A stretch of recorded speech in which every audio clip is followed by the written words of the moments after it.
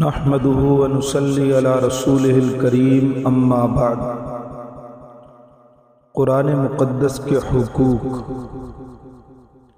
قرآن پاک کے 5 حقوق ہیں۔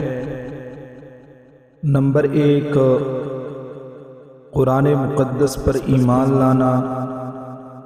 نمبر 2، علم قرآن یعنی قرآن پاک کا علم، الفاظ، معنی اور تفسیر سیکھنا۔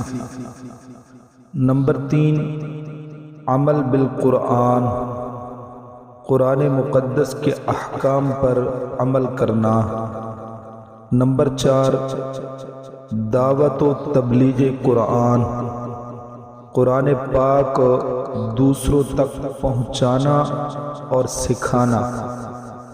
نمبر 5، نفاذ اور اقامت قرآن یعنی قوانین قرآن پاک جاری اور قائم کرنا، اس پر فیصلے کرنا اور اسے اپنا قانون بنانا۔ یہ 5 قرآن مقدس کے حقوق ہیں۔